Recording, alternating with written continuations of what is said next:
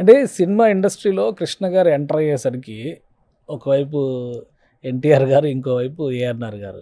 ఒక ఇద్దరు మహానటులు ఉన్నటువంటి సందర్భంలో కృష్ణ గారు అక్కడ ఒక బలమైనటువంటి శక్తిగా ఎమర్జ్ అవుతారని ఆయన ఊహించారా? ఆయనతో పాటు జర్నీ చేసే క్రమంలో ఆయన ఆ స్థాయిలో నిలబెట్టగలమని మీరు అనుకున్నారా? నిలబెడదామని ప్రయత్నం చేశాం కదా.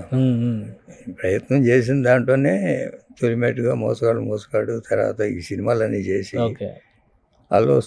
అల్లు సీతారామరాజు టైం వచ్చేటప్పటికి ఈజ్ ఈక్వల్ టు దెమ్ అనే స్థాయికి తీసుకొచ్చేది.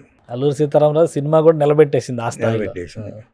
అల్లూరి సీతారామరాజు జ్ఞాపకాలు ఏమన్నా చెప్తారా? ఎందుకంటే ఆ సినిమా తెలుగు సినిమా చరిత్రలో ఒక టాప్ 10 ఫిలిమ్స్ రాయాలంటే అల్లూరి సీతారామరాజు గారి గురించి, కృష్ణ గారి గురించి, అల్లూరి సీతారామరాజు గురించి మాట్లాడాల్సి ఉంటుంది.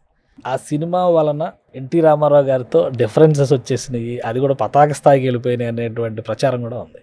మీరేం చెప్తారు దానికి? అల్లు సీతారామరాజు కృష్ణ గారు అసాధ్యుల్లో ఒక బ్యాల వేశారు. రామారావు అగ్గిరాముడు అప్పుడు అనుకుంటా అగ్గిరాముడులో ఒక బ్యాల చేశారు. ఆయన చేసిన సినిమా పాటల పుస్తకంలో మా రాబో చిత్రం అల్లు సీతారామరాజు అని వేశారు అప్పట్లో. ఓకే. ఎన్టీఆర్ గారు. బట్ ఆయన అనేక కారణాల వల్ల ఆయన తీయలేదు. మేము దేవుడు చేసిన మనుషులు పాటల పుస్తకంలో మా రాబో సినిమా అల్లు సీతారామరాజు అనేసి. ఓకే.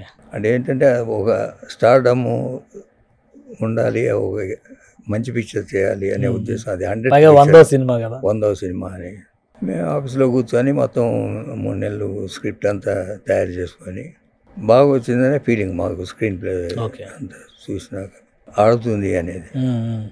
దాంట్లో డ్రైగా ఉంది, ఆడదేమోననే అభిప్రాయంతో ఆయన ఎన్ రామారావు కొంచెం ఆలోచించినట్టున్నారు ఆ సినిమా. అంటే first concept Alluri Sitaramaraju cinema NT Ramarao గారి కోసం మీరు తయారు చేశారు? లేదు, కృష్ణ గారి కోసం. ఆయన మానేశారనే ఉద్దేశంతో ఓకే.